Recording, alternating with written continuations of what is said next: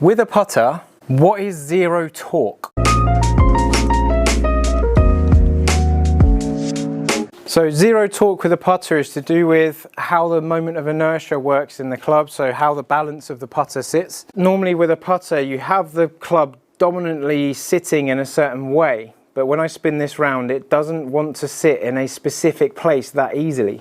And if I get a conventional putter that was brought out before zero torque was a thing, I sit it in my fingertips and it always comes back to this place. It always sits in that fashion. So this one is just a bit more toe biased than face balanced, but this might mean that that weighting, where the weight is more towards the toe, just has a bit more influence on your stroke, just has a bit more resistance against you or working with you. The devices that we see from the likes of Lab Golf are designed to show you how that works in the putting stroke. So I can't remember what it's called, but the thing that holds a Lab putter and it holds it and it keeps it nice and square all the way through. And then you put something like this in it and it goes in there and it goes and it sort of wobbles around everywhere. If you don't have one of those devices, you can kind of get a feel for it yourself without needing one. If I grab this putter and I spin it around in my hands like this, I don't know if you can see my arms shaking, but the weight is getting thrown around.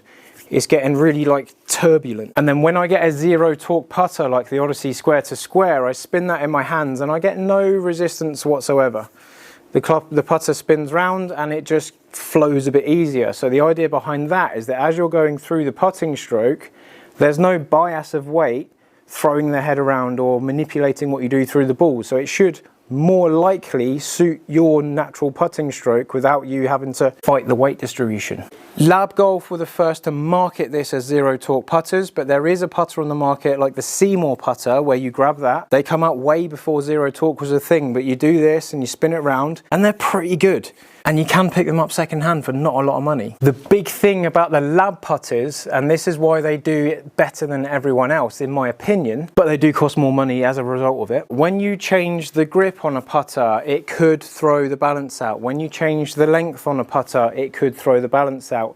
Not enough, I think, realistically to ruin the functionality of the putter, but just enough to make it not perfect and not pure. So what Lab Golf have is they has all the weights in the bottom of the head, the back of the head, whichever model you're looking at. And the reason they work so well is when they change the length, when they change the lie angle, when they change the grip, they have an algorithm for where to put each weight that only they have access to basically balance it all back out. So they move the weights around to get it to perform perfectly. With other brands like PXG and like Odyssey, when we change the lie angle, when we change the grip, when we change the length, it doesn't get corrected. There's nothing in there to help turn that back into normal, turn that back into perfectly zero torque. So off the shelf, they're the most likely to be zero torque. If we change anything, it might throw it out, but it's not going to throw it out by a lot. You're still going to get it in your hand, spin it round and go, yeah, okay, it's there or thereabouts. But with that being said, all the zero torque putters I think are absolutely brilliant. They flow back and through very, very easily. I've got this really lightly in my fingertips and I'm